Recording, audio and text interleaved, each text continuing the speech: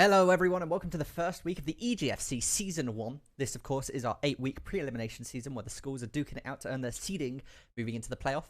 I of course am Kevin Navik Dignan, and you can find my co-caster, as I went into autopilot for just a moment there, Cameron Dorfralic, joining me today. Hey, how you doing, Kevin? I'm doing well.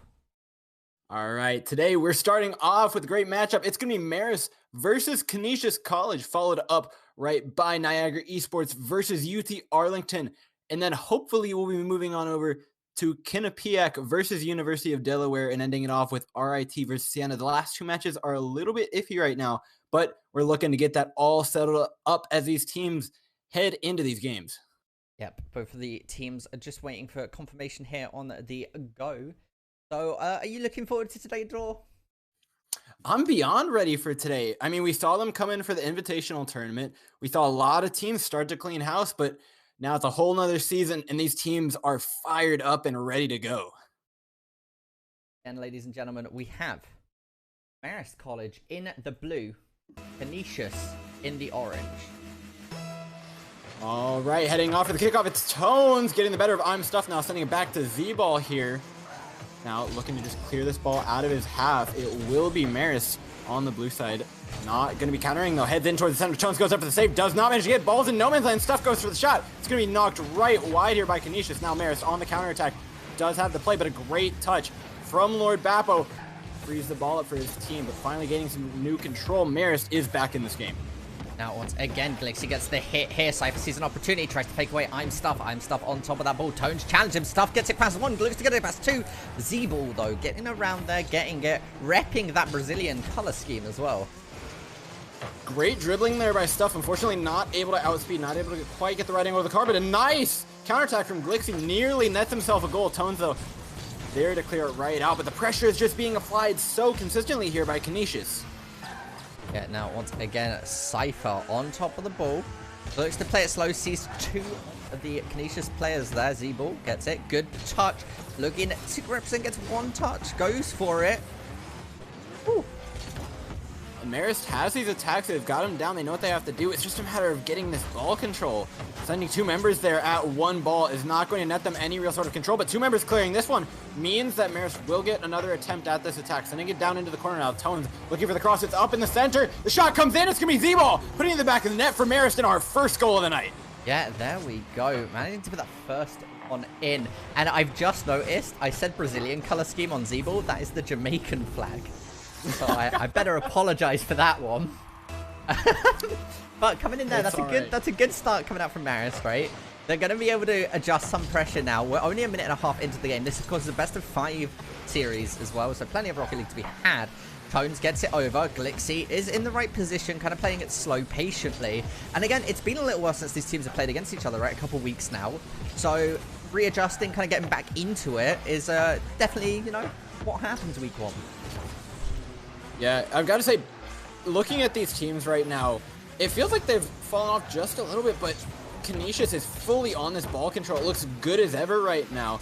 They have not managed to let up except a few times, and that's going to be another one.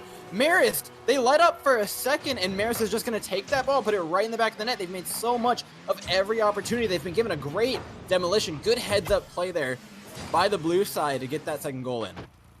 Yeah, and then that is going to continue to let them kind of build up a lead, put on the pressure. And Marist opening up here. I can't remember the scorelines from last season. I don't have them on hand right now. But they are looking really, really good up against this Canisius team. And they're looking to put a third in. Z-Ball puts it just wide now. Tones tries to knock back into the center. Great clear, though, by Bappo's going to buy them time, but it's dead center now. Cypher trying to control it, but he can't communicate with his teammate quite well enough. Stuff there for the clear. Now should be Glixie here. Follow it right back up. Nice counterattack by Cypher, though. Will put it into the back corner. Bappo now has the clear for his side. A great 50-50 by Z-Ball. Puts it across the field, and now Marist in the driver's seat will get a challenge at this. Tones puts it up. It's dead center. Bappo will be the man to challenge it and win by Cypher. Again, just puts it into the ball control for Canisius. Yeah, now, once again, we are seeing some good pressure coming on from Marist. They're able to redirect the ball, kind of reapply their strategy. Oh my god, is that going to go in off of the crossbar? It doesn't go in! an incredible 50-50 by Canisius, nets them a shot, but they just haven't been able to make anything of these. And Marist playing a little bit of sloppy defense here, kind of getting jumbled up in their own back line. Bappo sends it though to I'm Stuff. He looks to make that shot that he missed earlier, but Z-Ball is there for the clear. Some great defense being played here by Marist to allow themselves just not to be scored on. The pressure's been so high on them, but they've made the most of every opportunity. Now, Glixie trying to create another one here for Canisius with 1 minute 43 left on the clock. The ball's up. Z-Ball, though, knocks it over. Now coming in, managing to get a good clear here. Tones is on top of it. The demolition from I'm Stuff comes onto Tone. Once again, Lord Bappo looking to get it past Cypher. It's an open goal. This is an opportunity. Coming out from the side, we do see Z-Ball and Tones now regrouping the background. Glixie and I'm Stuff, though, looking to cut the ball off. Glixie taking that defensive rotation, realizing that his teammate wasn't going to be able to steal the ball away. Now it's down to Glixie, playing it patiently, stolen away by Cypher. Good challenge here, allowing once again Marist to apply the aggression. It's going to go off of the bounce, followed up by Z-Ball, and it's going to go in. And this is what we've been talking about. It's Canisius controlling the ball for as long as they want, but the second that Marist get these counterattacks, they're putting the ball in the back of the net pretty much every time with 3 goals up, 1 minute left. Now it's a real tall order for Canisius to make their way back into the game. Again, 3 goals, 1 minute left on the clock. Glixie, okay, getting a bit of a rebound there, looking to set it up. Centers the ball here for Lord Bappo. Lord Bappo can't quite get the angle that he's looking for. I'm Stuff. Being able to be there, though, being in the offensive, not pushing up too much, is definitely an important situation. The rotations are needed here, coming out from Canisius. Of course, 3 goals in 50 seconds is a tall order, but we've definitely seen it before. I mean, I've seen crazier things in Rocket League. This game can be insane, but Canisius don't have time to play that slow, suffocating style that they want to. They have to get aggressive. They have to take risks now. But will they be able to against this Marist side? Now setting it in, it's Tones just trying to control this ball, take that time off the clock, run it down, but Z-Ball there to control it yet again. This should just buy more time. 30 seconds on the clock. 3 goals required. Bappo with a nice challenge. Tones knocks it up, looks to make it 4, gets a touch. It's in, but Bappo makes a save. Again, good save coming out from Bappo there, not letting Marist get a massive lead, right? 3 goals up is something, but goal differential does matter overall here. So if we can even see Canisius score a single goal, which it looks like they're going to be able to, oh no, the triple commit doesn't work. And they just haven't been able to finish off these shots. 1 second on the clock. Marist isn't done yet. Tones looks to put another towards the center. Doesn't go in, but it's going to be Marist College taking the game 3-0.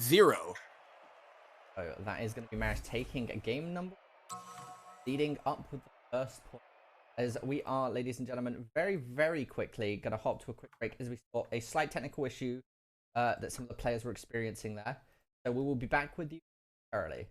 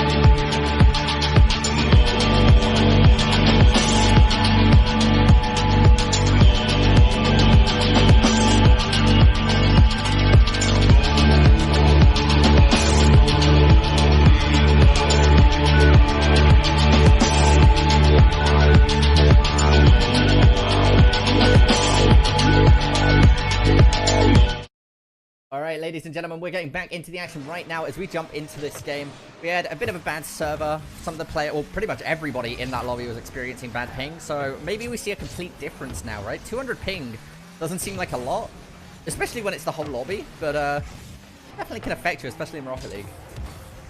I mean, from a side like Canisius who wants to play super control, he needs those precise passes, needs those precise shots in order to win the game. Glixie goes up! Just like that. That's what we're talking about. That kind of stuff is a little bit trickier with high ping, and now Z-Ball, though, out for the clear. Ball's up. Stuff has to make the save. Tone's almost in a position to make the shot. Cypher's up for the rebound again, off the crossbar. No one here for Marist able to put it in, but a bump does it, and I'm Stuff not able to get there for the save. Marist puts it 1-0, reminiscent of the previous game. Yeah, Marist immediately being able to put this in, right? They do it in, what, like 40 seconds? Not even that, 36 seconds, right? From the first time that we had that buzzer kick us off. So that, again, giving them an early lead. Everybody now is at significantly normaler pings as well. So that's looking all good for everybody. Coming in 4 minutes and 20 seconds on the clock. That's plenty of time. We need to be Canisius kind of getting their confidence back in, because it feels like it's been knocked out of them a little bit with how Marist has been playing. Yeah, they look a little bit more comfortable now that they're on the normal ping. They can kind of fly around a little bit more, be more confident in their aerials. Bapple puts one in front of his goal. It's a little dangerous. Oh, Cypher hits the rebound on Stuff, though. Easy little save for him, but now in a dangerous position here. Marist is open for the shot. Cypher misses wide, and this is the confidence that you mentioned. Canisius doesn't quite get the touch the way they want, and then just fumbles around in their own half of the field. Yeah, once again here. All right, Z-Ball with a touch. Lord Bappo and I'm Stuff both committing to it. We see Tones with a touch here. Going to I'm Stuff. It's in front of their goal. Somebody needs to clear it. Oh, Tones actually whiffs getting the read there incorrectly on that 50-50. Bappo recentering it up here. One of his teammates presumably going to try and close that distance overall, but isn't going to quite be able to. Again, Delixie with a touch. Goes to I'm Stuff. I'm Stuff. Goes for the bounce. Doesn't find a touch onto Tones, though. Delixie was looking for it. And one of the things I want to see the Canisius team change here is how they play their offense. Oftentimes we're seeing Marist go up for these overcommitted defensive attacks, sending 2-3 members at the ball sometimes, but it's Canisius that's sending too many players at it themselves. It'd be an easy fix, but it's punished already. Tones, there you go. What we saw there, Canisius overcommits on a forward ball with 3 members, gets caught on the counterattack, and Tones puts one in easily. Yeah, and that's going to be another goal coming up from Marist overall, right? So we actually haven't seen Canisius successfully be able to make room and apply pressure like they want to be able to find these goals. At the moment, Marist College is just playing really, really well. You're seeing good rotations, you're seeing good passes, and Canisius are having trouble keeping up. Shots up easily. No, not easily saved. It's deadly in the center of the field. Cypher puts it up, and it's going to be an easy goal. A whiffed save leads to a third here for Marist. Yeah, and that is unfortunate. You actually see Lixie look to try and touch the ball. You can see him pull the handbrake. He drifts around the ball and just doesn't find the touch. Yeah, and the miss save before that, I mean, that's 2 members of Canisius. The nerves have got to be getting to them now. Marist putting on the pressure, but we saw it from Canisius earlier at the beginning of the first game. They were doing it, applying pressure extremely effectively to Marist, not even allowing the ball to leave their half of the field. But it feels like it's just left them entirely now, and they're kind of just fumbling around. They can get their way back into this. They just have to be able to find that confidence that they had in the beginning of the game. Yeah, and I think that's what it comes down to, right? Is it's that mental game, that confidence needing to be found. We're seeing Marist be able to just bully them effectively, right? Because they're playing these aggressives, they're going for these long shots, and Canisius seem to be guessing themselves and doubting themselves out there. The challenge coming out, it's just much more aggressive from Marist side. They're just going to put another one in. Yeah, Z-Ball, nice aerial, and that was the pressure that we saw at Canisius earlier, all of a sudden coming out of Marist. First shot, second shot, this is the 3rd shot going up, and the rotation was perfect from them. They had members going backwards, there was only one attacking the ball, and it just feels much cleaner. Like what Canisius were playing earlier, we've just swapped roles. Yeah, and I think that just seems to be the case, right? It does feel like Canisius has just had the confidence knocked out of them. Now Z-Ball back on the attack. He's in for a 4th now. Looks to tap it in off the side. But it's going to be Cypher to finish it off the crossbar, though. Goes just wide. Glixie. Now the counterattack. Now the chance to regain that momentum. Centering the ball, though, will be a clear here. Glixie knocks it back wide. Bapple will have the rebound, but an awkward bounce forces his team back onto the defense now. Marist searching for a ball towards the center. Not quite going to find it, but Tones will have the control. Buy his team some time to play a little defense. Now, once again, Zeeble has the ball. We see a contest coming out by Glixie. Manages to get the Canisius a bit of momentum here. Here's an opportunity. Glixie playing it smart. Kind of goes for the half flip there. Rotates around. Looks to challenge. Gets the touch onto Tones. Kind of throws him off a little bit. Here is the chance Canisius have. They have the momentum. They can't be whiffing the ball like that, though. No, and it's that play they got to clean up, man. We're seeing it. The longer it goes, the more it seeps into their play. Whiffed balls, whiffed passes, whiffed saves. They can't keep doing this if they want to compete here against Marist, because the longer this goes, the better Marist have been getting. Just as I say that, though, 2 whiffs, but Glixie not able to punish. No, and I think that's what's coming down right there. Is 45 seconds left onto the clock. I think Canisius are going to go down 2 games, and my question, Dor, is do you think they're going to take this time here to talk it, kind of mentally reset, and try and go for that reverse sweep? I mean, you know they're going to take the time, like you said, talk it out. They're going to try for this reverse sweep, but the way it's looking right now, I can't imagine that's going to happen, because it wasn't able to do it between the first 2 games. It wasn't the ping. It wasn't any server issues. It's simply Canisius just unable to perform right now. We've seen great stuff out of them prior to this match, but Marist just looks like they are running their own game. Now, coming down, 5 seconds left onto the clock, ladies and gentlemen. This is going to be game number 2 going towards Marist here. They're looking to try and put in that 5th goal. It's going to get past the Tone. Tone's going to whiff. Marist College finding game number 2. And a great 4-0. I mean, as much as we'll talk about how Canisius needs to make their way back into the game, I have to give all my commendation right now to Marist. The longer this game has gone, the more they've just noticed every little chink in this Canisius armor, and they are taking full advantage of it, making the most of it. These counterattacks have been so precise, clinical even, and just managing to finish off everything they get, holding the ball in possession when they want to. It's been really great play here out of the blue side. Yeah, and coming into this game, this is going to be match point for Marist, right? So if they're able to close this out, great start to the season. And on Canisius' side, I think, again, we would love to see more Rocket League. So if we could just see more Rocket League, I don't think it's I don't mind a couple more games here. Now we're looking to get into the 3rd. It's Marist on a match point, looking to take game 3 here as the players just starting to load into this one. If there's one thing, Kevin, that you want to see changed out of this Canisius team that isn't just confidence, what's the most exact thing that you would change here about their play? Well, I don't think it's exactly what it's like. If I just say, oh, you know, people want to I think it does come down to rotation. And just a bit more for the place that we're trying to make. Yeah, I totally agree. A lot of times even if you only have one player end up hitting the ball, oftentimes you'll see them in pretty much the same position, so you're not covering nearly as much of the field as you should be. It's allowing Marist to control the ball for much longer. But now, Canisius has the ball in their half, and they'll get the first attack of the game. Now, once again, Glixie getting a good attempt onto there. This is what we're talking about Canisius, right? Them getting that early opportunity was a good chance, but Marist just completely full countered it and suddenly turned it around.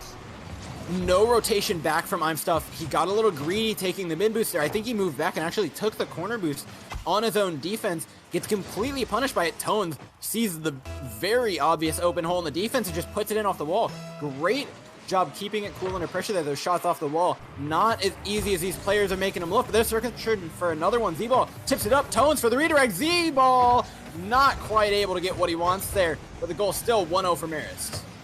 Now, again, we see Marist College putting on the pressure, getting them into that corner. That left corner seems to be where they like to play from. And I think that's another thing to highlight, right? It's interesting to see which teams like to go from the left or right corner. Look at that pass play. Wow, and a rocket out of Z-Ball. Shreds it straight past the defense here of Canisius. Puts another one in. 117 kilometers per hour, and the defender stood absolutely no chance of saving that one. Great, quick heads-up passing play out of Marist will net them another goal. And like I'm saying, man, they're just getting better and better the longer they go. Oh, absolutely. I'm Stuff here. Tries to get it past. It's an opportunity. He centers it up here. All of his team needs to do is get a touch. Canisius, unfortunately, not finding the touch. Again, we're a minute into this round, right? And Marist are already up 2 goals. I mean, like you mentioned, a minute is enough there time it for anything is. to happen. That's going to be the first one. Canisius finally on the board, looking to even it up now. Only 1 goal behind, and they've got 4 whole minutes to do it. So, I mean, and that's it, right? This could be the momentum swing that Canisius need, that confidence. Finding that early goal could be super important for them. And now Cypher up for the dribble. He gets the attempts, but I'm stuffed. Nice little interception. Will allow him to go on the counterattack. Tones, though, wins the 50-50. It's centered here for Marist. Bappo knocks it out, but the goal is wide open. 2 members sent forward. Overcommitment. This is the hole that Canisius needed. Glixie plays it in towards the center. Looks for the shot. Wins the 50-50 and puts it in. 2-2 Canisius. And that is once again going to be Canisius starting to bring this back now. They are starting to apply the pressure. This is what we were saying. They're a very confidence-driven team. And Marist made the mistake of giving them confidence. What an insane 50-50 there by Glixie. You see him take the car out wide, and that is such a huge commitment because you're either going to allow the clear there or you're going to win that 50-50, but your odds are not looking too good, but he read it perfectly. And now Marist stopped looking for revenge on the counterattack, but now it's I'm stuff in the driver's seat, looking to control this ball a little more. Knocks it up, looks for the shot. Z-Balls, though, knocks it out. Canisius back on top of this, tries to play it into the corner. Z-Ball, though, going to buy his team finally the safety that they need. Yeah, now going to be able to get a touch there. It looked like it was at least. I'm stuff flying straight past the ball. It's some of these things where Canisius have just not been quite getting out, not reading the momentum. That touch by Tones was phenomenal. And right now, we're starting to see something that's been progressing over the course of the game. Canisius have been valuing these boost pads so highly. They've been punished for it twice this game. I'm stuff earlier not managing to get back because he went for not only mid boost, but the corner boost in an attempt to control it and not allow Marist to attack for long periods of time. But given the speed that Marist is counterattacking at, they don't even need that boost. They finish it off before any of their players hit 0, and they put the ball in the back of the net while there's no defenders here for the Canisius side. But Canisius now back on the attack, looking for that 3rd goal of their own. 2 minutes and 50 seconds left on the clock. There's plenty of time to do it, but Cypher knocks one forward off a cross from Z-Ball. It's going to be 4-2 now. Marist regains their 2-goal lead. Yeah, Marist now it's starting to get that. It looked really good for Canisius for a second there. They came out with an absolutely phenomenal retort, and the momentum seems to have ran out. They ran out of boost. I mean, they can totally do it again here. If they just reel back that boost control attempt just a little bit, it'll buy them a bit more time on defense, a bit less pressure on offense, but I think they're fine. They won their goals off counterattacks, off of very little pressure that it took to break this Marist team. Now the ball in no man's lane. Z-Ball's up for the shot. It's in the corner. It's bouncing around, but no one there to save it. Lord Bappo looked like he just gave up on that one. I think Lord Bappo thought, if we watch the replay here, I think Bappo just thought it was in, and it was like, all right, well, there you go. And then he's like, oh, wait. And then it was too late. Yeah, and sometimes, I mean, your car's just stuck in an awkward spot. You can't flip towards it. You don't have the boost to get there. So you don't want to flip towards it or else you're going to knock it in. And he can't quite drive past the goal line in time to make the save. There we saw a 5th one on the board for Marist. Now Canisius knocks it forward. I'm stuffed. Searching for the back of the net. Hits the back wall, but Z-Ball will be there to control it. Now Marist's side not letting go of the gas pedal. Glixie's up for the shot. Misses it wide, though. I'm stuffed now. Misses again. All 3 members committed here for this Canisius side. It's critical that they maintain ball control right now. Yeah. Again, Tones with some good touch. I like what we're seeing out of Marist in general. Canisius have had these glimpses, like these moments of genius, and then it just doesn't seem to stick together. I wonder if there's just communication breakdown. I mean, one of the things we're seeing, I feel like Marist is showing up almost a completely different team, a completely different style even, from what we saw out of the tournament when they were competing. And so they're showing up with a whole new mindset. This Canisius team just looks a little bit caught off guard by it. Again, this is an opportunity for Marist to find another goal, but Canisius successfully managed to get it out. Again, off of the corner here. This could be a 3rd goal opportunity. Glixie going to get the touch. Z-Ball isn't going to be able to save it, and that's going to be goal number 3. 2 goals down, 1 minute and 20 seconds left on the clock. Canisius is still in it. All right, their prior 2 goals came extremely fast. 1 minute and 19 seconds is all they have to do it this time. They've got to put them in the back of the net, but this Canisius team has proven more than capable of doing it before. Let's see if they can finish it off. Lord Bappo up for the kickoff, knocks it wide. Glixie there for the challenge, will play it forward immediately in the driver's seat. Orange side looking to control the ball. Marist playing it forward. That quick counterattack, the quick passing play is very impressive out of them. Tones wins it 50-50, looks to put it in, but is blocked by his own teammate. not able to extend that lead any further. Canisius look to punch I'm Stuff up and forward, knocks the ball over, but Tones clears it out smartly. Yeah, now once again, a minute left on the clock. We just heard the buzzer. Canisius still could find a goal. They just can't let Marist find anything else here, because it would be absolutely devastating. Cypher sees an opportunity, goes up for it, doesn't find the touch. Tones rotating around defensively. He does have his teammate Zeebles in the back here. Tones sees an opportunity, gets one touch, looks to get it off of the backboard. Is he going to be able to put it in? Straight down, and they're going to be able to. That went off of a Canisius player. That was not going in at all. Oh, yeah, no, wait. Bounces off of Tones a few times, goes in. It's oh, my missing goodness. the goal, and Glixie. Yeah. Unfortunate stuff there, but now 3 goals in 30 seconds is what they have to do. Canisius make the lead even worse. Yeah, I didn't even notice. For some reason, I thought that was Zeebles. No, it's so tough to tell when the ball's just bouncing straight up and down like that. Even if you're on the defense there, you'll see it caught him off guard completely. Now, Marist looking for his 7th of the day. Makes it another one, 7-3 now in game 3. 24 seconds left, and all's done but the fat lady singing. Yeah, I mean, oh my goodness. At the moment, this is Marist just completely in control of the situation. I mean, Marist just saw those 2 goals that Canisius put in and said, you know what? You know what? We'll double that now. Make it 7-3. Gain themselves an even bigger lead. And they don't look like they're letting up anytime soon. They want to extend this goal differential. Z-Ball wins his 50-50 in the goal. Tones looks to knock it out. I'm Stuff with the shot, but misses it wide. Taps it up into the corner. This will be a 1-goal redemption shot here, if anything, for the Canisius side. Tones puts it up, though, looking to control it even more. Knocking it up into the corner. Glixie searching for that 1 redemption goal. It's centered here for the Canisius side, but Tones, relentless, just puts it straight into the ground. Marist take game 1, 3-0. Yeah, Marist get the victory this time around, ladies and gentlemen, managing to find what they needed to and actually managed to clear out Canisius. It's not very often, especially week 1, that we see like a lockout completely like that, especially when those teams were kind of close, I believe, last season in the rankings. So it's interesting to see. Some teams have definitely been doing some practicing, kind of getting prepared. But we will be hopping to a semi-long break, as we have about a 40-minute wait for game number 2. So just some scheduling issues came up. But congratulations to Marist for taking the victory. We'll be back with you in a little while.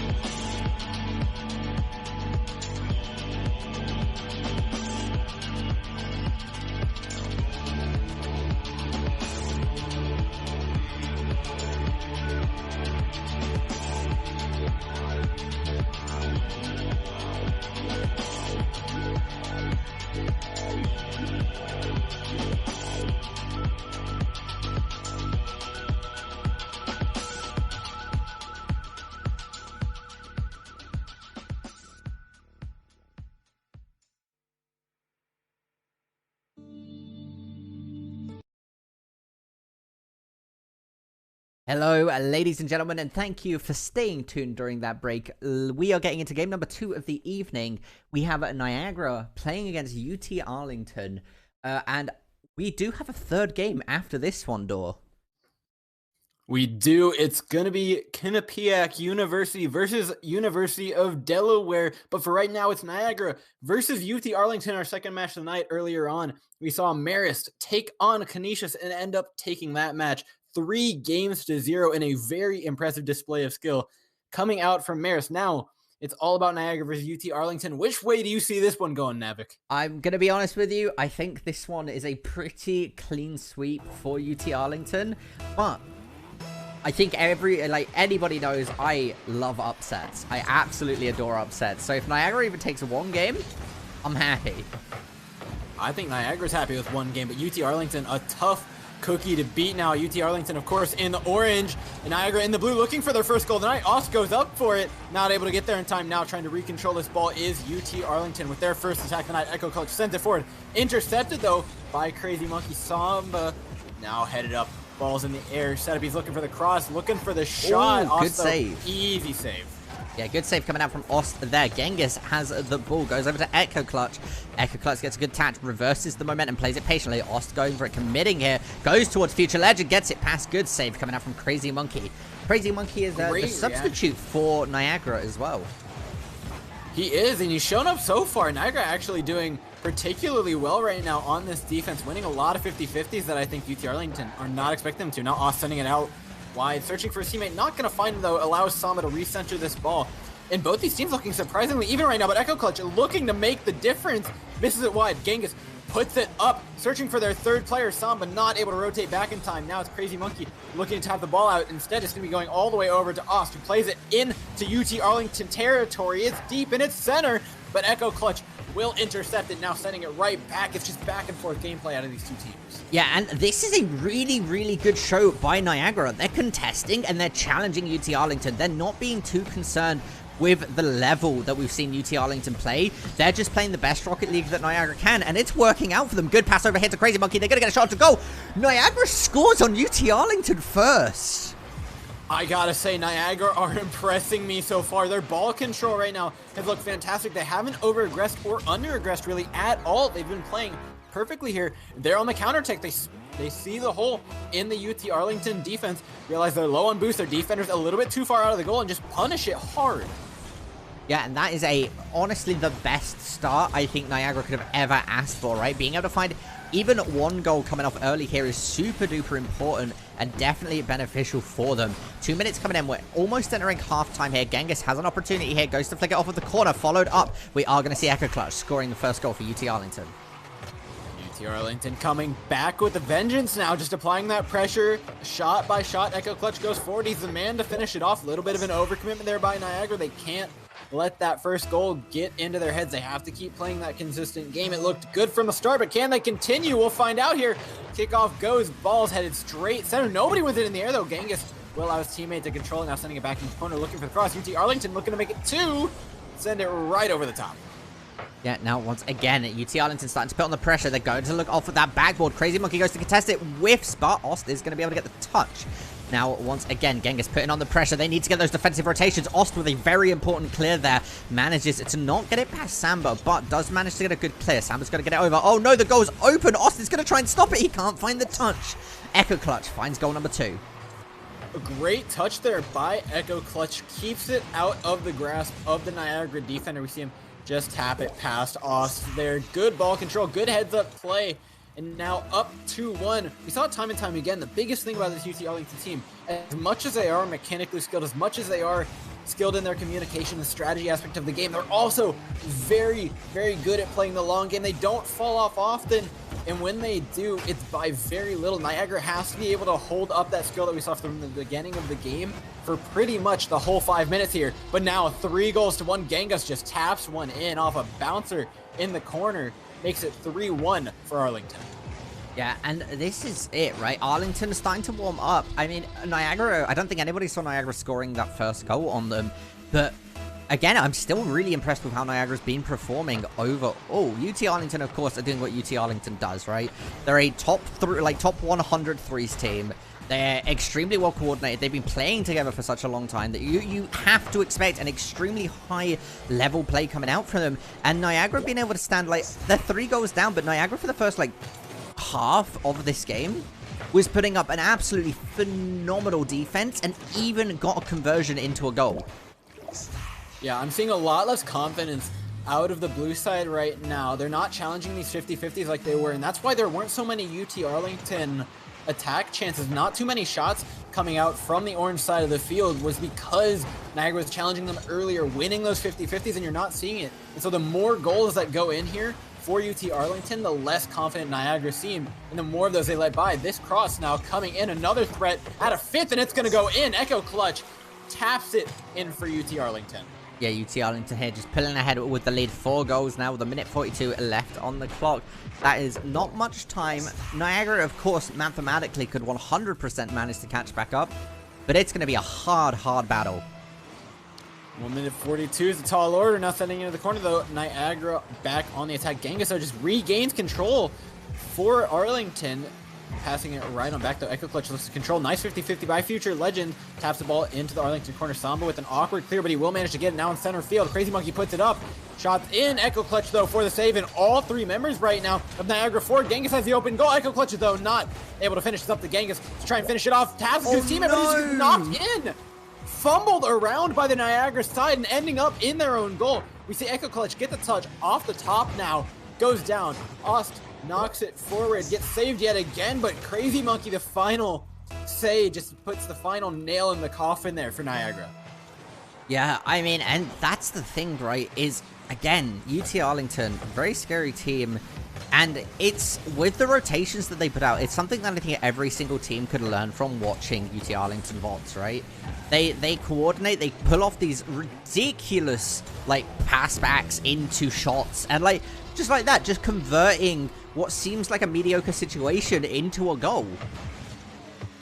Yeah, I mean, you see the ball just falling up over top. Genghis is in a position to make that shot, but also the goalkeeper's not going for it, just punishing those little mistakes. The goalkeeper waiting a little bit too long, thinking you just wait for the ball to come down, and every single time, Arlington are just going to be on top of you every opportunity that they get.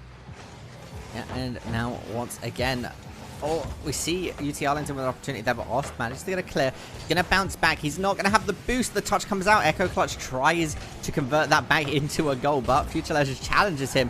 Gets a ball control. Genghis manages to get it over 1. Crazy Monkey on top of it. Good clear. Can he get it over Samba? Samba can't quite get the touch. This is an opportunity for Niagara to try and find their second goal. Niagara, though, not to be had. Samba knocks out easily. We haven't talked too much about Samba in this game. He's been playing very defensively, just holding it down here for Arlington, and there it is. He goes forward, taps the ball off the crossboard, and it's just going to be pressure applied by UT Arlington, and Niagara cracked yet again. Yep, and that is going to be goal number 8 coming out. We didn't even mention the Brazil, but it happened. UT Arlington, for their first game this season, is going to be able to find a Brazil as well. 20 seconds left onto the clock. I mean, I think, although, like, everybody knows that UT Arlington, stupidly good team, but I need to give credit to Niagara. Like, genuinely, that first 2 minutes of this game, they played it so well that compared to what we saw last season, this team is doing phenomenally. Or in the Invitational, like, Niagara has improved so much.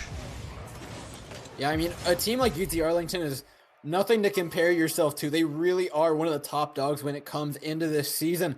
But Niagara, proving that they can learn, proving that they can improve and get better, and showing up against UT Arlington in a strong first half there is the way to do it. But I'd like to see them pull 2, maybe 3 goals out of UT Arlington in one of these games. Even if you end up losing, putting points on the board against a team like UT Arlington, whose reputation really just precedes them, is a huge boost to your confidence as a team.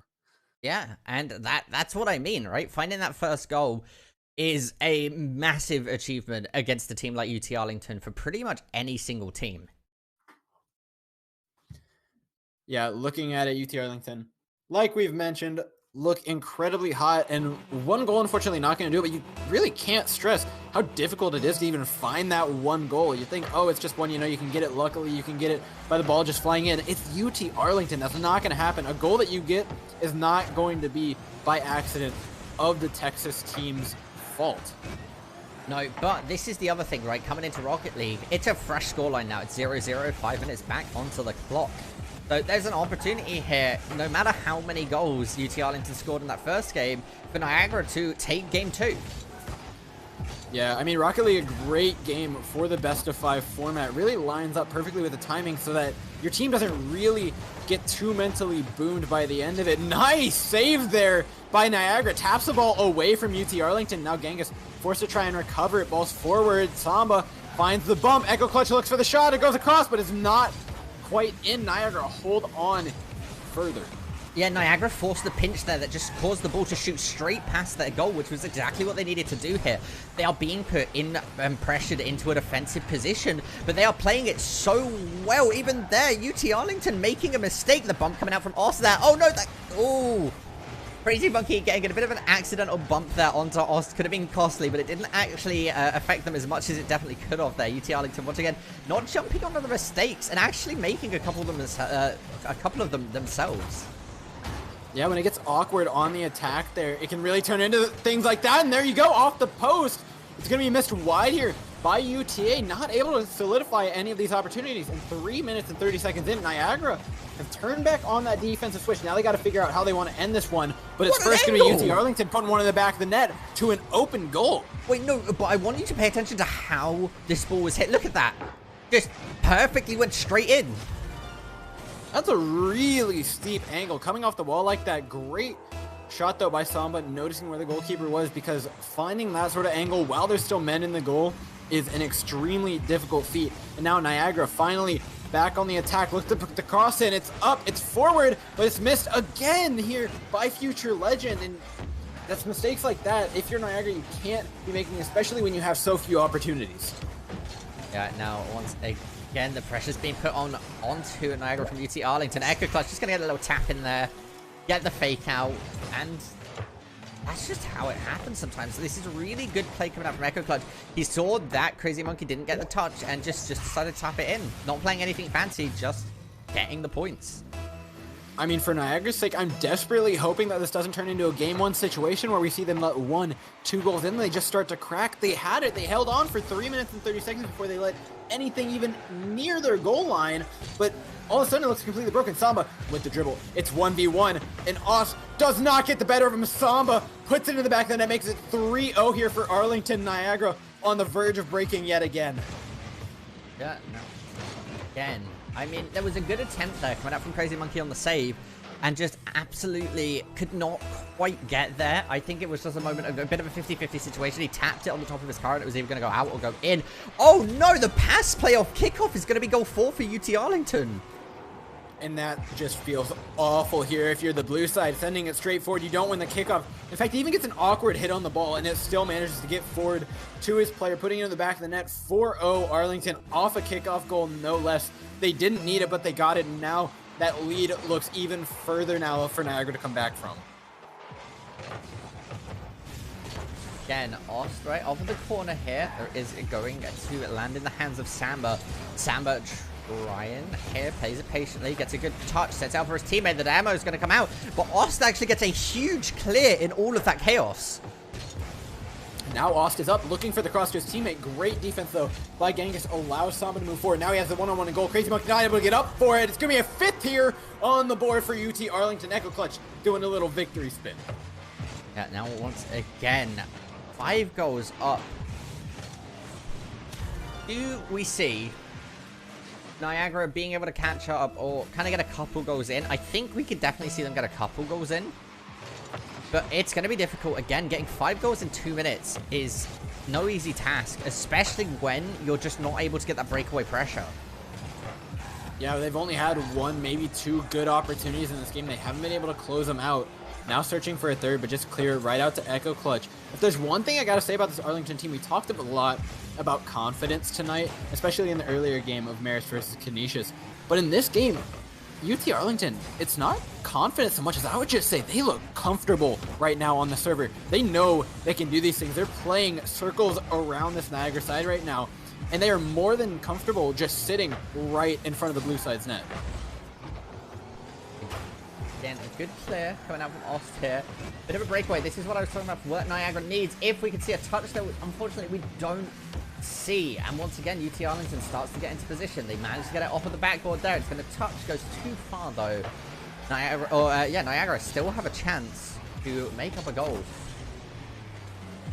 They can do it. 1 minute, 15 seconds left on the clock. We saw them score a quick one in the previous game. Now Crazy Monkey in on the clear. Searching for teammates to pass it up to, but once they get it out of the defense, it feels like they're just fumbling around. And now the ball nearly going right in front of their goal. It's Genghis to put it back in center here for UT Arlington, trying to create another opportunity. But you can see his teammate is rotated back. They're more than comfortable just having two members here on the attack. Samba goes up for it, but there's nothing there. And you know what? Texas is going to be more than happy with that right now. But now Niagara back on the counterattack. It's played into the corner, but with only two members forward, putting it into the corner is not enough against the UT Arlington team. You've got to be a little bit more creative than that, because they're going to counterattack you with everything they have. Genghis just applying the pressure. And now once again, Amber tries to play it slow. Okay, Future Legend has an opportunity to get a breakaway. Samba once again on top of the ball. At the moment, it is looking interesting. Future Legend here goes to Ost. Ost gets the touch. Rebound off. There's a double commit coming out from UT Arlington. Where is Crazy Monkey? There he is on the corner. Gets the touch. 10 seconds left onto the clock, ladies and gentlemen.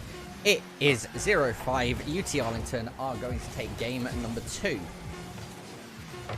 And Niagara searching for one at the end. Samba will pick it up. Maybe put a 6 on the board here for UT Arlington. Like we mentioned before, the scoreline does matter here. Goal differential does matter. We saw it in the seeding of the tournament. It did end up mattering a lot in how those teams got buys, as well as who they ended up playing when it came down to the quarterfinals. But you know what? UT Arlington will take a 5-0 any day of the week, I'm sure. Yeah, and that's the thing, though. I believe on UT Arlington's debut game against Canisius, they got 13 goals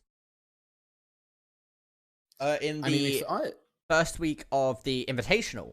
So teams now that were having a really tough time against them originally still are clearly having a bit of a tough time, but they are doing so much significantly better that it just goes to show how hard everybody's been working to improve. I mean, that's the name of the game here, has been improvement, but you know what's going to improve? How quickly that first goal came for Arlington. 5 seconds in, a great touch by Samba, allows him to go up, kind of fake it out a little bit, deny the touch to the Niagara side, and Genghis is just going to tap it in easily, add his stats up a little bit. Yeah, and the kickoff here, Samba manages to get it into his favor. Future Legend has knocked away in a bit of a weird way there off the pinch. Ost goes to try and counter it. Samba hits that sidebar. Goes way off here. Genghis trying to recenter it. Goes over to Echo Clutch. Echo Trox drops it, but it goes wide. So take a look here at the Niagara side of the field. We just saw that boost pad coming from the corner, and same with the opposite side. Samba will be able to pick that one right up, but this UT Arlington side is so comfortable that they're spending more time after they lose the ball in the opposition's half to just take their boost pads. So now Niagara comes back, not able to collect any boost. Ost is just chasing this ball, and you can tell he doesn't have any boost now, going for it. Samba easily able to intercept it because of that. It's up, it's dead center. Crazy Monkey, though, there for the save, but this Niagara team starving for boost is going to be easily beaten by Genghis, speeding full Mach 2 at the ball. Yeah, 94 kilometers from such a slow ball to speed up. That is some acceleration, door. Yeah, and it all stems from that boost advantage they took them before they left the half. They were confident in their defense, and it paid off. Niagara pulled the rotation back. Nothing to can up their boost, and that's how it pays off. Yeah, now once again, Ost gets a touch, right? Goes for it, tries to get it past. The pinch comes up, still ends up in Niagara's favor, though. All they need to try and do is get it off of Genghis. Genghis is going to get it to Samba. Samba back to Genghis. Genghis gets the touch, centers it back up. It's going to go off the crossboard. Are they going to be able to put it in? They're going to look for it, but they just can't get it. Slightly too wide, going off the sideboard. Now, a big clear coming out from Niagara. Again, this is important for them because they're not being pressured. And that was a great save by Ost, but you have to be able to counterattack there. They had every opportunity in the world, but they're not able to finish. Nice 50-50 by Echo Clutch. is going to allow UT Arlington to just possess even more, and they've been able to do it for so long. Genghis, nice little two-touch, puts it in the back of the net over 2 goalkeepers, and Niagara, frankly, look just completely lost right now. They looked good in the beginning of the first 2 games, but 3 minutes and 22 seconds, this is the highest scoreline we've seen at this time in the game. Yeah, no, that is a very quick set of 3 goals. We're not even, we've got a minute left until we enter half-time as well. So, oh, this is Niagara's chance here to find a goal, though. It goes off of the crossboard. Oh, no, not off of the backboard. That is so unfortunate. They didn't have a follow-up. That was a really good opportunity. That was a massive defensive mistake coming out from UT Arlington, and they just could not put it in.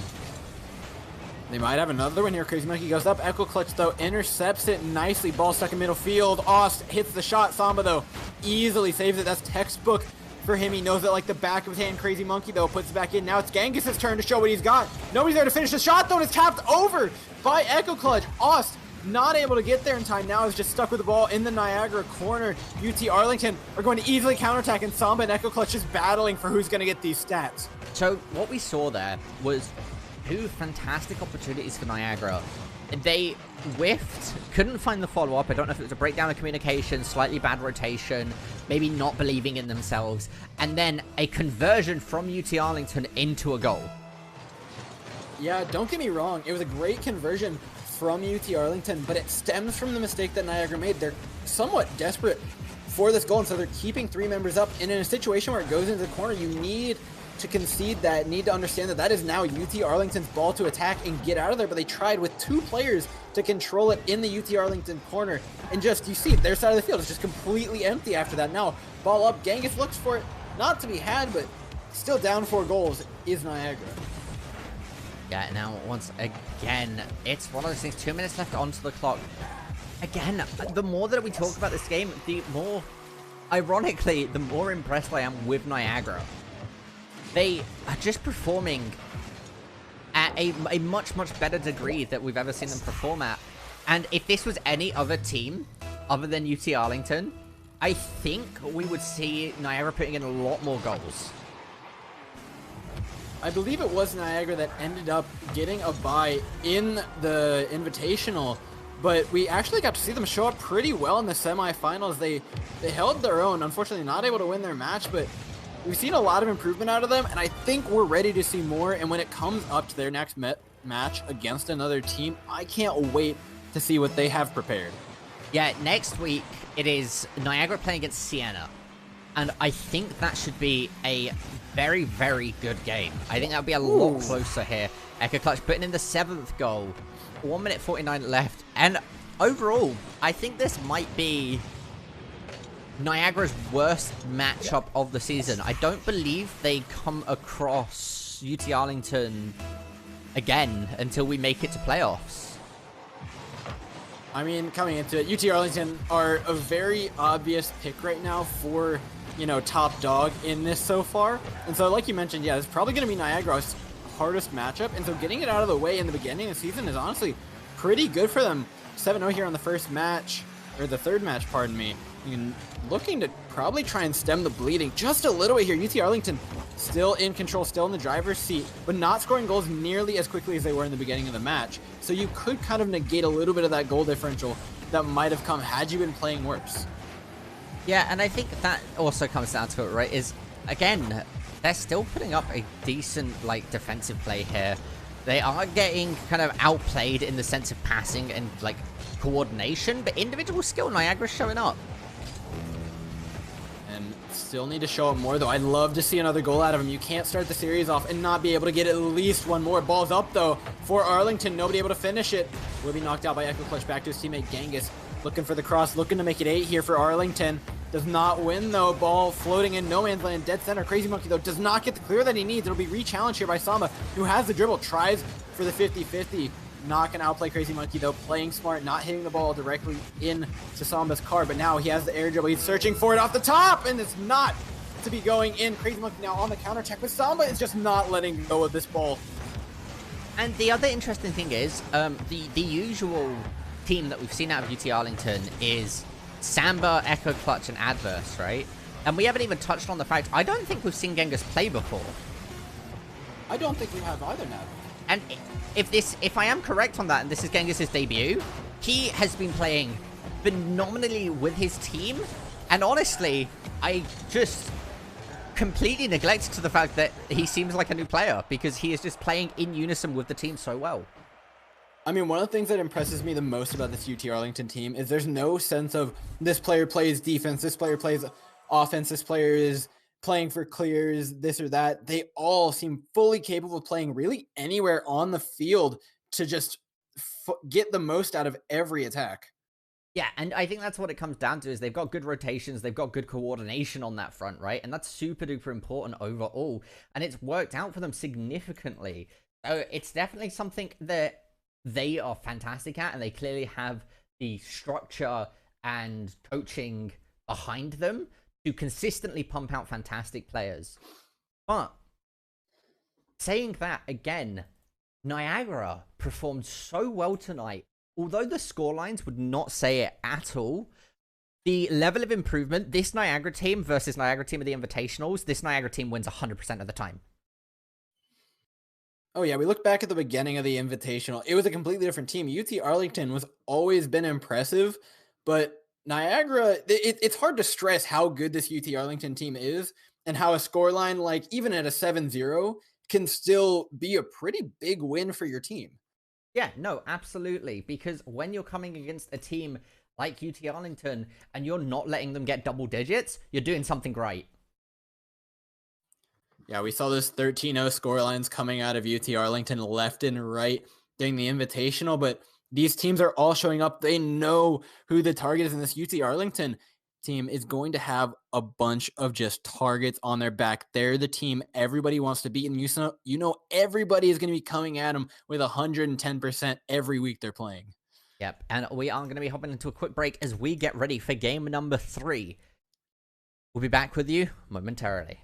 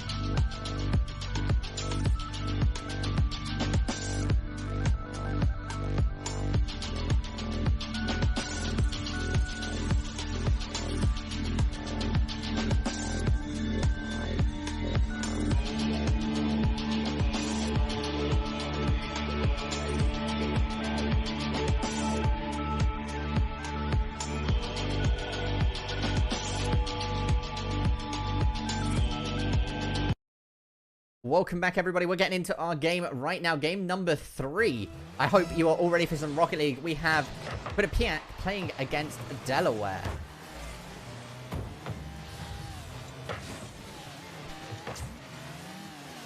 I mean, this is one of those interesting games, right? This is a team that we haven't seen play. This is purely a debut for them. And so we have no analytics or statistics on what we could see coming out of them. No, and looking like we're just getting into it already. It's going to be the orange side picking up 1-goal lead. Pardon me, I just got into this game, just got into the lobby. Human L knocking it in, though, to finish one off here for Delaware. Yeah, no, being able to get that first goal was interesting. I am curious to see what we see out of this Quinnipiac team, right? Because you have Matt Muskie, Zook, and Grub. And Matt being their team captain, I'm excited to see what kind of comes out of them. And we're ready to see a whole new style of play here. Human L, though, goes up for Delaware. Not able to finish it off, though. Goes right off the crossbar. Now it's Growl's turn. Matt Muskie, though, finds a save. 3 members back now. Need to find the counterattack. Push it forward. Ball's in no man's land in center field, but a nice touch here allows Human L to put it right into the back of the net. Forcing it back in. Quinnipiac getting pushed around here in their first game. You know, Quinnipiac being 2 goals down. The University of Delaware, very strong contender overall, right? I believe they were 3rd/4th in the Invitational. So, like, they're definitely not a team to joke about with. And it's an interesting opener here. KJ Kendall gets the touch, looks to just run it down. Matt in the good position there, gets it over to Zook. Zook tries to get it past Growl. Growl's going to be on top of it. They're going to see the challenge coming out. The Human L from Matt. Growl goes for the rebound to set it up for his teammate, KJ Kendall. It's going to go in. And it has been Delaware just suffocating this Quinnipiac team time and time again. Backboard shot after backboard shot after backboard shot. And it's KJ Kendall that puts it in the end. And they have not let this ball exit the Quinnipiac half. No, they really haven't been able to at the moment. The University of Delaware putting on so much pressure onto Quinnipiac that it's an interesting one. This is an opportunity, though, as we see Grub showing it down, gets the rebound there. None of his teammates in position, though. Playing a bit hesitant. One pass over. We saw it to the Human L to Growl. Oh, sorry, the Human L to KJ Kendall. KJ Kendall to Growl, and they're going to put in their 4th goal. Great control here by Delaware. Tapping it up to one another. Growl finds the angle that he needs off the side, makes it 4-0 for Delaware. And Quinnipiac, I think, caught off guard. Delaware just saying, you know what, you're here to play with the big dogs, let's play. Putting 4 quick ones in, 3 minutes and 40 seconds on the clock, though. Quinnipiac can still put some goals into the back of the net. Grub tries to center it to his teammate, but Human L easily going to intercept that one. Now back on the counterattack is Delaware. Ball up, floating around, but Growl will have the final say on that one. Knocks it back into the Quinnipiac corner. The Quinnipiac here being able to get some good passes here. Gets a good clear. Grub looking to get it. All right, Growl bumping him away, though. The Human L contesting it. Gets it for his team. KJ Kendall, the bump. Oh, my God. Was that planned? It went straight into Growl's hands. It did, but now with 3 members forward, it's up to Delaware to get back and defend, but they're impressing me a lot right now. We saw a huge amount of improvement come out of them in the Invitational Finals on that last day. They were playing out of their minds, and it looks like they haven't stopped here. The rotations, I've got to say, are what impressed me the most. They have changed up so much, but they have consistently had a player at where they need to be, at where the ball is going to be. And Growl, there he is, puts one off the backboard, trying to find his teammate, but nobody there is going to play it back in the corner, just buy his team a little bit of time to grab some boost. Now Growl on the counterattack just gets blown up here. Delaware not playing any games. They're here to take names and chew bubble gum. KJ Kendall knocks it out of his own corner. Human L puts it forward. Now the counterattack again for Delaware, looking to make it 5. Knocks it up, but Grub there for the clear.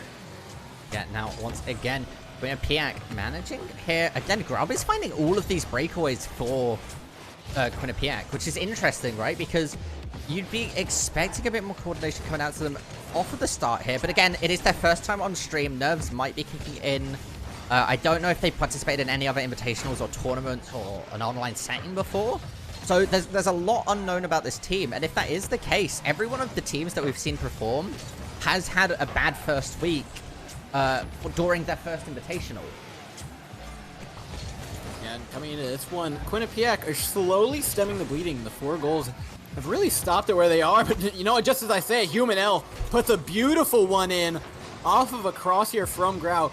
Up the wall clears it center. Human L floating, and he knows exactly where it's going to be. Taps it down into the net, makes it 5-0 for Delaware. But like I mentioned before, Quinnipiac slowing these goals down. I think we're going to see them start to turn it around a little bit here when we get to game 2. Yeah, and I think that's it, right? Coming into game 1, this is a very, very good game for University of Delaware. They are coming out strong. Quinnipiac, not quite so much, but again, they're feeling out their opponent. They're kind of learning what they need to expect, because this is an unknown variable. You're going to say the same for the University of Delaware as well, but they're also used to this environment. Yeah, there's a lot of pressure on these players to perform, and Quinnipiac coming in, the new dogs here on the field, it's a tall order to ask them to perform here in the first game, and Delaware's been bullying them around here for a bit. Once their confidence kind of gets them, once they get used to being on the server, I think we're going to start to see a whole different team. Now, Zook looking for the attack. Matt Muskie is forward, but not going to find anything quite yet. If they get one goal before the end of this game, though, it would mean so much for their confidence and for their player going into the next game. Yeah, now once again, the ball is in the University of Delaware's hands. Going over the ground, back to the human. Now, good contest from Grubb coming out, though. He is hungry, looking to try and find that first goal for his team. Once again, momentum is slowing down. Zook gets a touch over to Grubb. Grubb gets a good shot there, goes slightly too short on the angle, goes wide on the goal.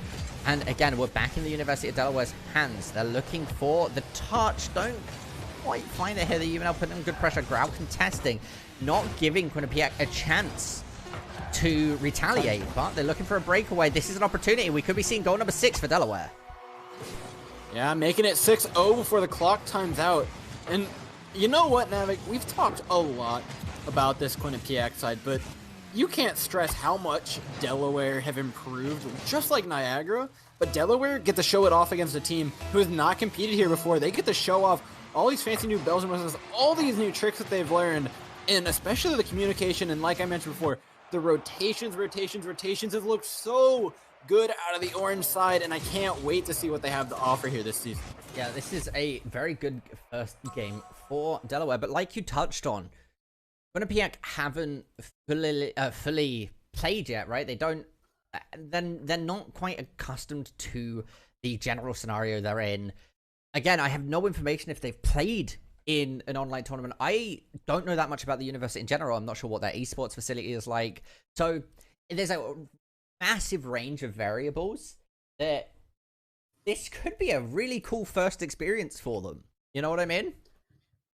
Yeah, I mean, it's one of those things that you show up and you got to just kind of roll with the punches for a little bit. Learn to take them before you can dish them out yourself. And Quinnipiac being taught a hard lesson here off the start, but this is their chance to get back into it. This is game 2, and it's looking like a great one right now for Delaware, almost nearly putting in one immediately after the start. Human L, in fact, will be the man to finish it off, makes it 1-0.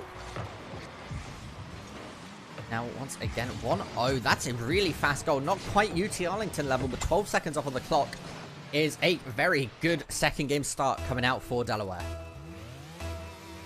Now ball kickoff yet again. Quinnipiac need to keep the wind in their sails. Human L, though, looking to just deny them any sort of that. Ball's tapped directly into the center. KG Kendall, but a great save out of Matt Muskie is going to deny that goal.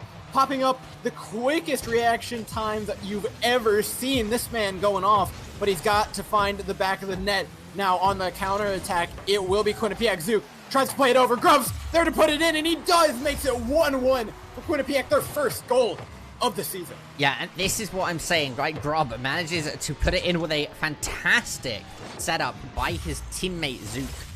And I think that is the big thing, right? Now they're starting to warm up, they're starting to understand this could be a massive comeback coming for Quinnipiac. Yeah, there's something to be said about knowing your opponents. And Quinnipiac team looks like they just don't know what they're about to go up against, but now they're starting to adjust. They can start to turn it on. The Delaware need to put a stop to this momentum immediately. Grau floating it here in front of the Quinnipiac goal with Matt Muskie there to stop anything from happening. It's going to be Grubb playing it out now, stuck in middle field. No man's laying ball floating up. Human L looks to get the better, but Zook is there first, getting the demolition though. Now the ball in Delaware's hands. They're looking for their second, but the ball is just going to cross the field. Yep, that was a good touch coming out from KJ Kendall over to Grau. He's going to keep it up in the air, letting the Human L get a touch, and that's going to be Delaware putting in the second goal. great boost play here by Delaware. They controlled those midfield boosts and the backfield boosts, which allowed them to just float right over the Quinnipiac side, making it 2 on 3 minutes and 47 seconds left, though. Plenty of time for the blue side to bring it back into this game. Let's see if they can do it, though. Next kickoff is in. Human L will get the first touch on it, though. Taps it wide to Grau. Back in center. Matt Muskie plays it into an awkward position. And this is bad news bears right now for Quinnipiac. But the clear will be found by Grubb. He can't find the control on this ball that they need, though. Yeah, no, at the moment, it is, the thing... Alright, they're looking to try and gain some control, some momentum. And it isn't quite working out. Delaware are playing really, really well. They're informed on the decision making, and you can see that as an improvement for them. They already were a strong team, but they are looking very, very good at the moment. I feel like mechanically and rotationally, Quinnipiac looks fairly good right now. And 3-1 here, can't ignore it. Human L puts one in. Nice little dribble from him. Nets Delaware yet another goal. But the biggest hole I'm seeing in Quinnipiac's play right now is possession. They're able to get the ball out of their half, but they're not able to dribble it out of their half. They're not able to pass it out of their half. They're able to clear the ball out of their half, maybe find something off of that. But we've got to start to see those rotations pay off with possession. And maybe some more aggressive play from 50-50s, just like that. Matt Muskie putting it in to the Delaware corner. It's stuff like that that we need to see more out of Quinnipiac. Yeah, now once again, alright, Grubb gets a touch. KJ Kendall in the corner. This needs to be a clear coming down from Quinnipiac. And they need to be able to start applying some pressure, right? Because at the moment, Delaware's just getting shot after shot after shot. And Quinnipiac just isn't being able to find those breakaway situations. It's a bit of a replay from what we saw from that Niagara match, but to a much lesser extent. Oh, Human L trying to get some style points in mind. Oh, nice one, Grubb. No. Oh, and Human L looks to put it in, comes right back around. Yeah, that was one of those situations where it was looking good. Grubb got a really good read on the situation, but the double commit from him and Luke just didn't pay out for them. They didn't have somebody to answer the second shot coming out from Human L. And there's a certain degree of cockiness in trying to steal that goal. It was going to just roll right in, but trying to steal his stats away and nearly got punished for it. Grau, though, now looking to stop the shot from Grubb. Grubb not getting the connection that he wants on the ball, but Human L look for the air dribble. It's countered immediately. Nice 50-50. And I like the aggression we're starting to see out of the Quinnipiac side. It's netting them a lot of possession, a lot of hits on the ball. But I don't want to see these big, huge clears that they're putting out. They lose the ball just like that. They lose it in another 50-50. I need to see more tight, controlled play out of the blue side. Watch them possess the ball and create good opportunities for themselves rather than just hoping that they get it in the other end of the field. Yeah, but Grubb here with a good challenge manages to gain some ball control. It's going to go back to the Human L, but he kind of whiffs it out. This is a chance for Quinnipiac to try and find it. Human L kicking it back over into their side of the field. Oh no! Oh no! You hate to see it happen. And the own goal here, Human L taps it in towards the center. Goes off Grubb, goes off Matt Muskie. He had nothing he could do about it. And the ball goes in, makes it 5-1 for Delaware. Quinnipiac, this game looking further and further from being a win right now, but it is a huge learning experience for them. And Grubb, if he can get another goal on the board here, it just means the world for a team that's just starting out in the season. And he's going to do it all on his own, no less. Plays off the backboard, redirects it in, 2-5. Quinnipiac still in it, 1 minute and 30 seconds left. I could see them doing something in this game. Yeah, no, that's going to be able to get them the second goal on the board, right? This isn't the match point, so they still have another game coming in, and they're definitely starting to get there. Yeah, every goal counts. You do it one at a time, and you know what? 2-5 is the way to start. It's looking better than that UT Arlington game we got to see earlier, but just getting dribbled up the field. Matt Muskie being bullied around here by Grau. KG Kendall, though, finds the clear. It's in an awkward position here, though, and I think it's going to be Quinnipiac. They just kind of want to get out of this one for a little bit, but now the counterattack with the demolition. This could be huge here. Grubb's up for the dribble. He's not able to get the flick. It's off the top. Will there be a man there to follow up? No, it's going to be KG Kendall getting the clear. Now on the counterattack, it's this Delaware side. Tries to put it in. Matt Muskie, though, there for the save. It's going to be another shot from KG Kendall. Not able to be saved. It's 2-6 now. Delaware reaffirm their lead. Yeah, and that is, once again, Delaware being able to catch it back up. There was a good attempt there, but Matt Muskie was just, unfortunately, going the wrong way. The momentum did not carry with him there, and he couldn't save the ball. But overall, what we're seeing out of them, I am really, really liking, like, in general. Yeah, they have huge potential here to make something out of this next game, but they need to be able to recover in that. And almost another own goal here by Grub off the top of his own net. Zook, though, has a decent opportunity, but he just turns his car the wrong way. Doesn't allow him to follow that shot up, and now Grau goes up for the dribble. 30 seconds left on the clock. Matt Muskie gets to save. Zook has the counterattack opportunity, but he's beat by the human L in the 50-50. Getting caught just a little bit off the screen. Grub, though, wins the 50-50 of his own. Puts one in here. Quinnipiac 3-6 now with 18 seconds left. You know what? You'll take that. Yeah, no, that is a good situation to be from going from no goals game 1 to managing to find 3. Although they have definitely going to drop the second game. It's a good situation to be in overall because they are starting to find chinks in the armor. And now headed straight forward. They're looking for another goal here. If they could do 4-6, you know, goal differential, like we mentioned, does matter. And so as much as it matters going into the next game for their momentum, just having that last goal prior, getting a 4th one on the board means that's another goal not headed into your differential, more so coming out, making it positive and ending it well. Yeah, but we are going to be moving into game number 3, which is a match point situation for the University of Delaware.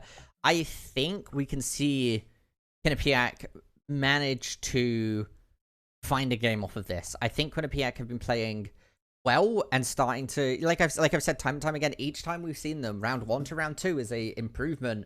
And I think it's just a matter of getting used to the environment. Yeah, and they're getting more and more comfortable. 6-3 is a definitive improvement on the first game. What was the score? I believe it was 0 goals here for Quinnipiac in the first round. Yes, it was indeed. And so anything's an improvement on that for them. And coming in 6-3, they're looking to make their way into game 3, no less, lining up at match point. It is Delaware looking to seal out their first game of the season just as much as Quinnipiac are looking to make their way into it. And that is definitely what this is going to come down to. But here we go, ladies and gentlemen, coming into game number 3 of this best of 5 match point for Delaware. Delaware sending Grau forward now. Human Eldo just going to control that ball right back into the Quinnipiac half. Grau up, ball centered, and Endel looks to put it in. Not quite there, though. Sends it up the wall. Grub looking for the clear, but they've got to get more on it than that. Matt Muskie goes up for it. Nearly wins the 50-50 and is played into their corner, so they should be able to get some pressure off of them here. KG Kendall bumped by Matt Muskie. Great heads up play. Grub with the redirect gets their first lead of the season. And this is what I was talking about, right? Look at how well that played out for them. That bump worked out so well. Grub was played so offensively. Just got the touch, angled it straight in. And that, like I mentioned, first lead, now they have to hold on to it. This is going to be the real test of whether or not they can continue with that form. Even kickoff right now. KG Kendall looking to get better, but a great 50-50 by Grub. And that's what we were talking about, that confidence that comes in. The more comfortable they get, the more these 50-50s they go for, the better they're going to be looking at shutting down these attacks before they happen. Yep, and now once again, right, Grub looking to clear it away. This seems to be the name that we're mentioning the most, right? Grub is showing to be a very good player for Quinnipiac, but coming out there, Grau's going to put one in for the University of Delaware, evening out the score 1-1 and 50 seconds into the game.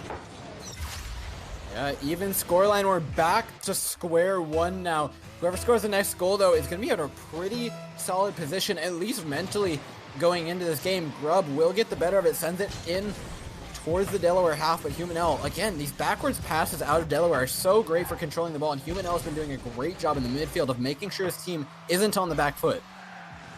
Yeah, now once again, looking for a good clear. This is a good opportunity for Delaware as they do put it in. Yep, right off the backboard, and it's textbook stuff here. They get the ball into the Quinnipiac half faster than they can get back to pressure it off the back wall. Grau taps it in, and it's textbook stuff. They're just playing around their rotations so smartly. Yeah, now once again, right, bit of a, all right, bit, everybody kind of committed for that. You don't see that too often in kickoff where you see 4 players committing for it to just try and find a opportunity, but a bit of a runaway coming up from Grau because of that. The Human is going to get a touch, dropping it down. They don't find the goal. That is a very good clear coming out from Quinnipiac. KG Kendall, though, going to return the favor, sending it right back into the Quinnipiac corner. Still dangerous here. Grau winning that 50-50, gains a lot of possession, goes wide open. Grub, though, finds the clear for the blue side. Now it's a counterattack as the ball is whiffed off the crossbar. It looks to be. It comes down. Nobody there to finish it, though. Great clear by Grau. Yeah, now, once again, the Human L gets a good charge. It's going to go over. Oh my god, Grub coming in out of nowhere manages to save that goal. And Human L not letting off the gas pedal at all. Just coming at this goal with everything he's got. Zook finds the clear, but Human L there yet again off the crossbar. He looks to tap it in. Grub, though, finds the clear that he needs. And it's just relentless aggression coming out from Delaware right now. They need to extend this lead, and they're going to do it. Grau sends it soaring into the goal. Now, once again, it's Delaware starting to pull ahead in the lead, but this has looked much tougher than the first two games. Yeah, it looks a lot closer. 1-3 with 2 minutes and 47 seconds left in the game. We're right about at the halfway mark where we saw Delaware start to take huge leads. And if this Quinnipiac team can hold on and we see definitive improvement, I think we can expect to see some big things from this team in the future. Yep, now once again, 2 minutes, 30 seconds. We're only entering half time, right? So this is still very possible for Quinnipiac to catch up. In a well-won 50-50 here by the Human L. Taps it in. Unfortunate that the goalkeeper wasn't able to be there for Quinnipiac, but honestly, you can't expect your teammates to be winning 50-50s all the time, and you need to be prepared for an opportunity like that to arise where you need a goalkeeper back, and they didn't quite have it. Grub, though, now has a counterattack. It's only 1-4, 2 minutes and 55 seconds left. Like you mentioned, this is more than doable. Now, once again, we do see another opportunity coming up from Delaware there. Grub and Matt Muskie are on top of it from Quinnipiac, though, making sure that they don't get another goal. 2 minutes left onto the clock. Are they going to be able to get it? They are. Grau putting in another one. I believe that was Grau's 4th goal this game. And Grau, like we mentioned, similar to Grub, both these G players are just on fire kind of all day. Even when Quinnipiac weren't necessarily performing, Grub was showing up for them and was controlling the ball, at least to the best of his ability on his own. He almost got a few solo goals, in fact, managed to in the second game. And so now, moving into it, Grau has just been applying that same amount of pressure over onto the Quinnipiac side. And now it's Grub's turn. He's on the attack. KG Kendall, though, easily taking it out. Now, once again, all right, this is a chance for Quinnipiac. It's a good hit, though. Manages to launch it into the air, dropping down on the waterfall. Good clear by Matt Muskie there. Really good save. Now all they need to do is find a breakaway. It looks like that breakaway is starting. Matt Muskie sends it into the corner. Wins the 50-50 versus Human L. It's up. It's dead center, but it's cleared by Grau. Back into the Delaware corner. Nearly a rule number 1, but Grub will be the man to give up on it. Almost sends us into a 2v2. Grub now plays it off the top of the ceiling. Matt Muskie not able to get the save. Not too much boost here on the Quinnipiac side. They have to make their way out of the half with that, though, before they can attempt to regain any sort of control of this ball. KG Kendall, though, will beat him to it. Goes for the second demolition. Human L tries to play back center. Grau not able to finish it off, though. And once again, Delaware looking for it. Zook's going to be on top of it. Manage to get a good hit here.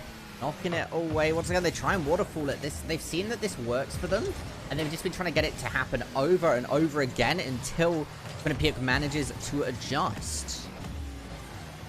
And Quinnipiac have to be able to finish off these opportunities. They seem to lose it in the corner. They're starting to pass out of their own half, but the second they lose it, it's almost every time that Delaware gets the ball in the Quinnipiac half, they're creating an opportunity or a near shot for themselves, and everything just feels so dangerous coming out of the one side. Human L, speaking of dangerous, it's gonna, no, he puts one in. KG Kendall stuffs it in the back of the net. Nearly saved there by Quinnipiac. Some extremely good looking acrobatics, just not able to finish it off. Matt Muskie, almost a savior that they needed. Yeah, 27 seconds left on the clock. That's not a lot of time, but I think overall, Quinnipiac have managed to show like a good mechanical understanding of the game. They've just been pressured a lot. Delaware is not a team to be kidding about. If I was to name the top 3 teams in the league currently, it'd be UT Arlington, RIT, and then I think I'd put Delaware in 3rd. Yeah, I think that's just about how it lines up. But this Delaware team, they showed up in the tournament at the end of the Invitational, and they're showing up just as hard right now. They look like they're ready to play this season. Yeah, once again here, managing to put in another goal. I mean, it's one of those things where it is difficult, especially when you're coming into such a large matchup. If you weren't prepared for it, it's a difficult situation. Yeah, it really is. And you know, being down 8-1 for the first time like this is not something that a lot of teams are comfortable with, and you have to get used to being down, playing from behind, and starting to take risks. And you know what, Zook is going to put another one in, 2-8. You know, you avoid that 1-goal curse. Maybe they can sneak in a third here. 8 seconds left on the clock. I've seen crazier things, but speaking like that is kind of hard if you're Quinnipiac. It's your first game. You have pretty big expectations. You don't know what you're getting into. You want yourself to win. And getting hit that hard by a team like Delaware is a tough thing to recover from. Yeah, but now coming down to those last 2 seconds, we're seeing a lot of back and forth coming out. Matt looking to put one more goal in for his team. Oh, the human out, not letting the ball touch the ground. A bit of a clown fiesta coming out at the end here. But that is going to be the University of Delaware taking the set. And congratulations to University of Delaware coming out and showing up for their first game of the season. I'm not going to lie, I was pretty impressed. I don't know about you, Navik. Is there anything you really want to shout out in that game? I enjoyed seeing, right, because we were going into this and we've touched on it, that Quinnipiac haven't played before. I enjoyed seeing how each of their players individually played, and Grub really showed up in that point. I think their communication could use a little bit of work from what I was seeing. Possibly a bit more offensive rotations and conversions, but for their first game, they're looking like they're going to be able to compete.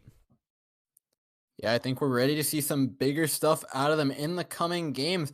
But as far as games go, I believe that's all we have for tonight, correct? I believe so. I'm just double checking. As we were also meant to be playing RIT versus Siena, but I do believe that might have been a forfeit by Siena. Could be incorrect about that one. Just waiting for an update from our CEO. While we're doing that, though, there's one thing I'd like to give a little shout out to.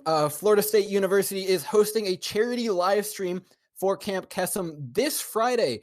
Camp Kesem is a charity organization that offers children with parents affected by cancer an opportunity to get away from the difficulties of their unfortunate situations by providing camps and summer camps for them to go and just enjoy being kids.